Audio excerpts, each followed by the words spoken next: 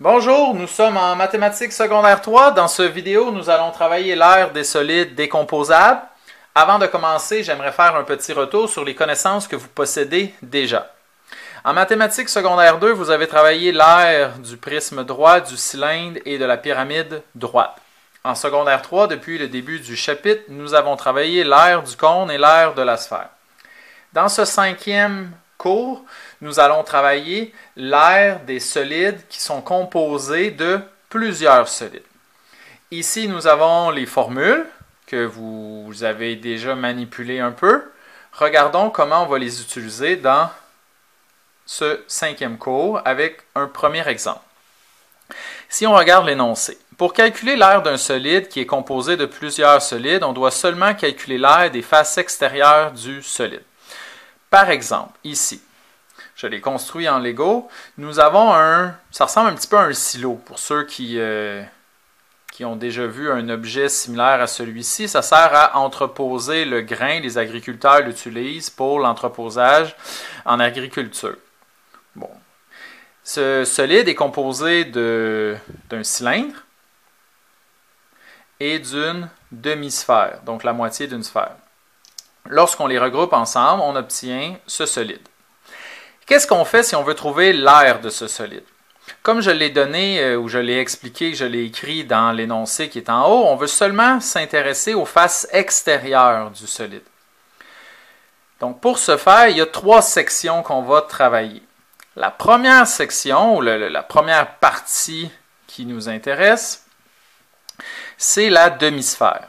La demi-sphère qui est ici, on va prendre une sphère qui est complète. Hein? J'ai une autre petite partie ici. Imaginez-vous qu'on a une sphère... Bon, là, ils ne s'assemblent pas ensemble, là. Mais on a une sphère complète. Là, on en a juste la moitié. Donc, pour calculer l'aire, ce qu'on va faire, c'est faire comme si on avait une sphère complète et ensuite diviser par 2. La formule de la sphère est 4πr2 et on divise par 2. Donc ça va être la première partie pour calculer la section qui est jaune ici. Lorsqu'on descend dans la construction, on va avoir le cylindre par la suite. Habituellement, le cylindre a deux bases, une base en dessous et une base au-dessus. Mais là, la base au-dessus, hein, on la voit ici, elle est cachée par la demi-sphère, ce qui fait que cette face, si on veut, ne fait pas partie des faces extérieures du solide. On ne peut pas la toucher, donc on ne devra pas la comptabiliser dans l'aire.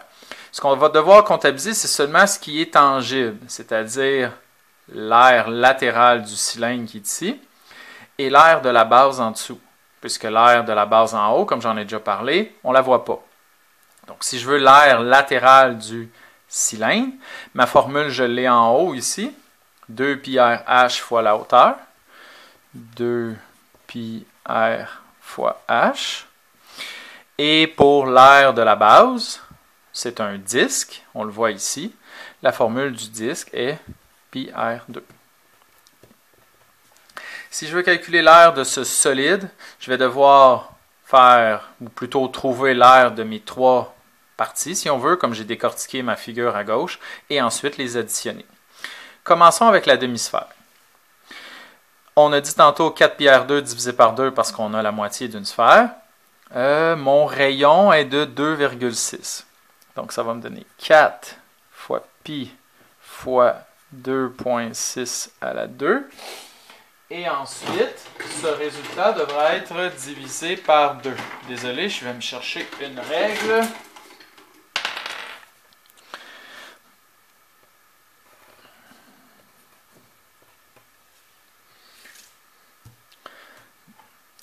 On pourrait aussi, pour la demi-sphère, vu qu'on fait 4 divisé par 2, ça donnerait 2πr2.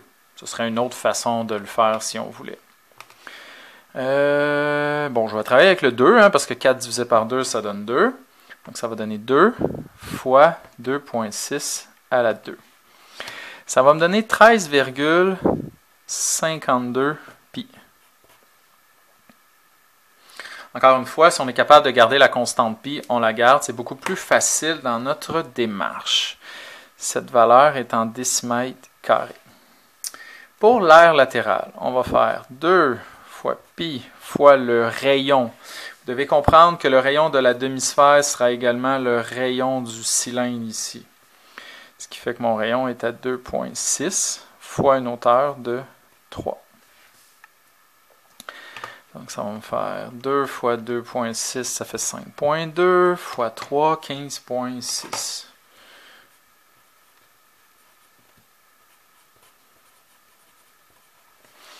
Et finalement, l'aire de la base, pi fois 2,6 à la 2. Parce que le rayon en haut est équivalent au rayon en bas, évidemment, c'est la même mesure. Ça donne 6,76.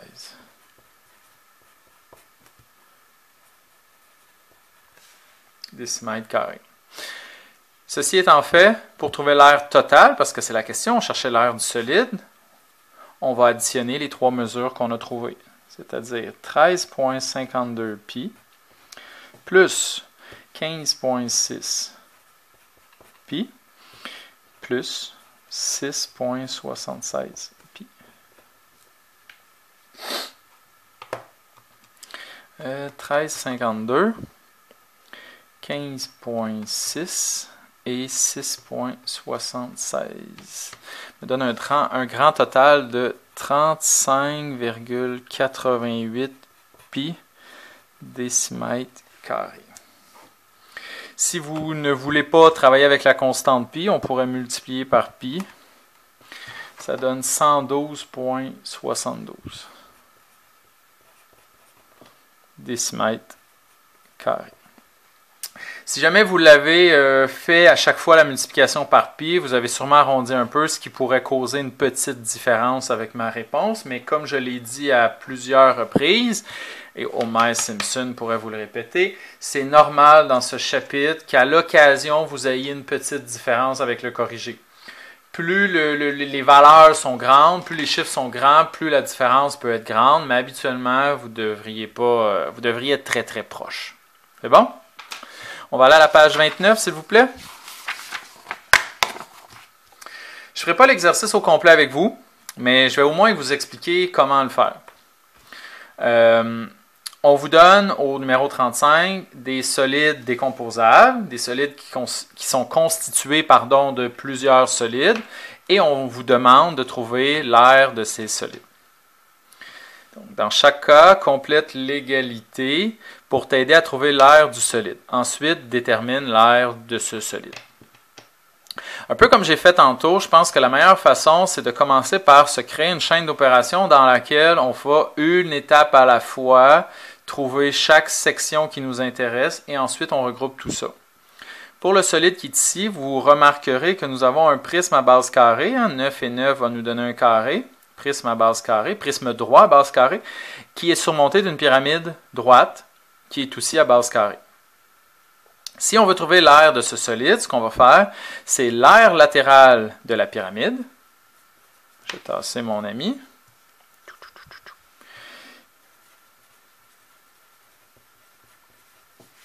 L'aire latérale de la pyramide, on va avoir la section du haut.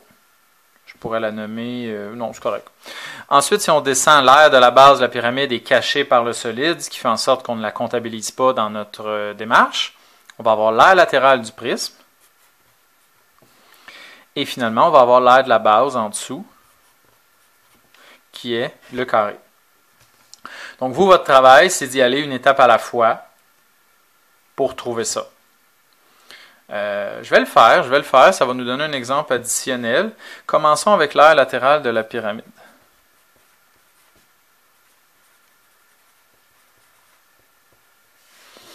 L'aire latérale de la pyramide.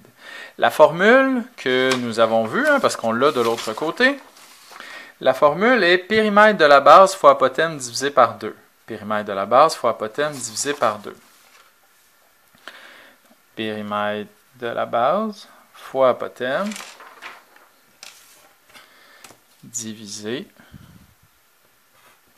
par 2. Périmètre de la base. Le carré en bas est équivalent au carré en haut, évidemment. C'est un prisme droit. Les deux bases sont identiques. Pour trouver le périmètre de la base, on va faire 9 fois 4.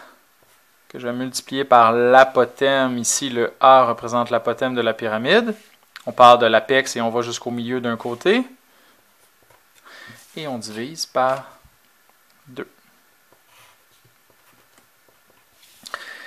9 fois 4, 36. On multiplie par 7, on divise par 2, j'obtiens 126. Et nous travaillons en centimètres carrés. Ensuite, on a l'aire latérale du prisme. La formule est périmètre de la base fois hauteur. Vous avez toutes les formules à la page 28 qu'on avait tantôt. Je m'excuse, vous n'avez pas bien vu. Ou encore, la dernière page du document aussi est un résumé des formules. Périmètre de la base, on va faire 9 fois 4, qu'on multiplie par une hauteur à 3,5. Ça va nous donner exactement le même chiffre qu'en haut, parce que regardez, 7 divisé par 2, ça donne 3,5. Donc on a le même résultat, c'est un hasard. Et finalement, l'aire de la base, c'est un carré. La formule du carré est côté fois côté, côté au carré. 9 à la 2 est égal à 81 cm². Tout ce qui nous reste à faire, c'est l'aire totale. On additionne tout le monde. 126 plus 126 plus 81. Donc, ça va me faire 126 deux fois, plus 81, un grand total de 333 cm². Donc, pour chaque numéro, ou pour chaque énoncé, chaque solide du numéro 35, vous devez décomposer le solide et y aller une partie à la fois. Je ne ferai pas le B, mais je peux quand même vous montrer un peu comment réfléchir ce solide. Vous avez ici un cylindre sur lequel on a placé une demi-sphère de chaque côté. Comment faire pour calculer son aire?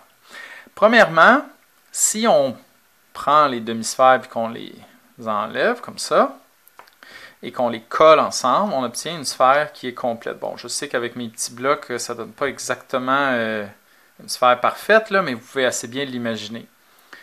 Donc, la partie qui est ici et la partie qui est ici va donner l'aire d'une sphère. Ensuite, si on revient au solide que nous avions au départ, au centre, nous avons un cylindre, mais ce cylindre, on va s'intéresser seulement à son aire latérale, parce que la base en dessous et la base au-dessus sont cachées par mes demi-sphères, ce qui fait en sorte que pour le cylindre, tout ce qui nous intéresse, je m'excuse, c'est son aire latérale. L'aire des bases n'est pas accessible. Donc, l'aire latérale du cylindre. Donc, si vous additionnez ces deux valeurs, vous devriez arriver à l'aire du solide qui est illustré ici. Un petit indice, mon dessin n'est pas à l'échelle, je m'excuse. Le 6 ici correspond au diamètre du cylindre. Si c'est le diamètre, ça implique que cette mesure va être le rayon à 3. Le rayon de la sphère fonctionne dans tous les sens. Par conséquent, je peux aussi placer un 3 ici. Je vais pouvoir en placer un là aussi. Quand vous allez arriver pour trouver la hauteur de votre cylindre, parce que là, la hauteur va être dans ce sens-là, puisque c'est comme si le cylindre avait été couché, vous allez faire 12 mètres, et vous allez enlever 3, il va vous rester 6 mètres. Encore une fois, la figure n'est pas à l'échelle. Les rayons des sphères sont de 3, le rayon du cylindre est 3, mais la hauteur du cylindre est de 6. C'est bon? Avec ça, vous allez être capable de travailler vos numéros suivants. Vous pouvez mettre la vidéo sur pause si vous voulez. À vous de voir dans quel ordre vous voulez faire les choses. Moi, je vais aller travailler le numéro 40. 40? Laissez-moi voir. J'ai imprimé les numéros 38, 39 et 40. On va faire les numéros 39 et 40. Vous pouvez les essayer si vous voulez avant que je les fasse. Ça pourrait être un bon exercice de les faire par vous-même, essayer de voir qu'est-ce que ça donne et ensuite de regarder la vidéo pour voir moi ce que j'ai fait pour comparer vos démarches, nos façons de réfléchir. Et si vous avez eu de la difficulté, vous allez pouvoir voir mon calcul. Donc, ça pourrait être intéressant de mettre tout ça sur pause et d'y revenir lorsque vous allez avoir une démarche pour comparer avec moi. Regardons le 39.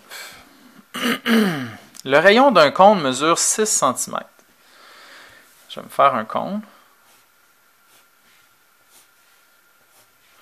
Son rayon est égal à 6 cm.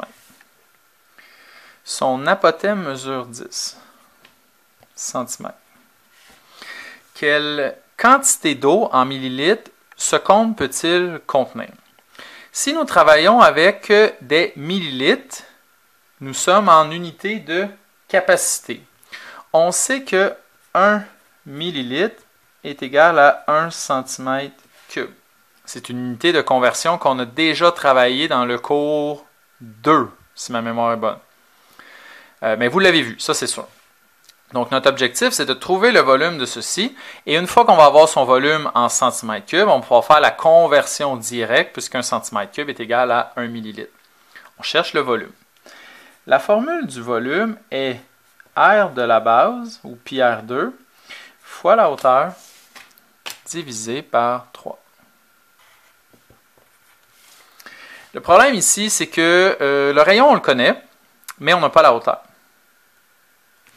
Cependant, la hauteur, comme on l'a vu dans le cours sur les cônes, on peut la trouver très souvent grâce à la relation de Pythagore. Au centre du cône, il y a un triangle rectangle qui est formé par le rayon, la hauteur, l'apothème. Si nous voulons trouver cette hauteur, ça va être une des cathètes du triangle rectangle. On va pouvoir dire que la hauteur à la 2 plus le rayon à la 2 est égal à l'apothème au carré. Et ça, c'est une égalité qu'on est capable de... une équation qu'on est capable de résoudre. Ça va donner h à la 2, 6 fois 6, 36. 10 à la 2, 100. Donc, on va envoyer le 36 de l'autre côté en faisant moins 36, moins 36. Il va rester 64 ici. Et en faisant la racine carrée de chaque côté, la hauteur va être égale à 8 cm. Si on revient à l'énoncé ou à ma formule de volume, pi fois le rayon au carré, donc ça va me donner 6 à la 2. Hauteur est à 8 et on divise tout ça par 3.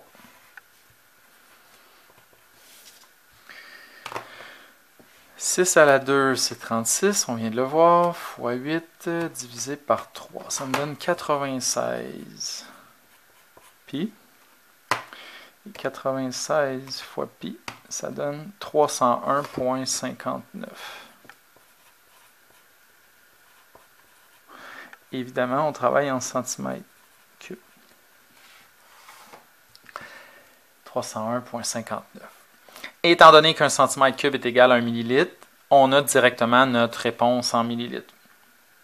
On peut dire 301,59 millilitres ou encore 96 pi millilitres. Personnellement, j'accepte les deux. Dernier énoncé. À l'aide de 3 litres de plastique liquide. 3 litres, on travaille encore une fois avec une unité de capacité, le volume. On sait que 1 litre est égal à 1 décimètre cube. Je l'écris tout de suite parce que je suis persuadé que je vais en avoir de besoin. Une machine fabrique des cylindres. On a 3 litres, on a 3 décimètres cubes pour fabriquer des cylindres. La mesure du rayon de chaque cylindre est de 1,5 cm et leur hauteur mesure 5 cm. Combien de cylindres est-il? Oh, il manque ma majuscule ici. Combien de cylindres est-il possible de fabriquer? Bon, donc la première question est combien de volume avons-nous? On a 3 litres. On a 3 décimètres cubes. Toutes les mesures ou les mesures dans l'énoncé sont en centimètres. Donc, il faudra que je change mes décimètres cubes en centimètres ou changer les mesures du cylindre en décimètres. Moi, je vais plutôt changer lui en centimètres en faisant 3 décimètres cubes. On sait que dans 1 décimètre cube, il y a 1000 centimètres cubes, ce qui fait en sorte que nous avons 3000 centimètres cubes de disponibles pour fabriquer les cylindres. Je veux savoir combien de cylindres entrent dans mon 3000. J'ai besoin de trouver le volume d'un cylindre. Pi R2 fois la hauteur. Ça, c'est la formule du volume. Mon rayon mesure 1,5 et ma hauteur mesure 5. Ça va faire 1,5 à la 2 fois 5. Ça fait 11,25 pi et nous travaillons en centimètres cubes. Donc, si je cherche le nombre de cylindres, je vais faire 3000 divisé en 11,25 pi. 3000 divisé en 11,25 pi. Ça donne 84,88. Qu'est-ce que ça veut dire? Ça veut dire qu'on peut faire 84 cylindres complets et le 85e n'est pas complet. Il en manque une partie, il manque 12 centièmes. On peut en fabriquer combien? On peut en fabriquer 84. Comme je disais, le 85e ne sera pas possible. Donc, c'est ce qui met fin à ce 5e vidéo, en espérant que les explications étaient claires. Vous avez plusieurs exercices à compléter par vous-même et par la suite, vous pourrez enchaîner avec le 6e vidéo. Je vous remercie beaucoup. Bon travail.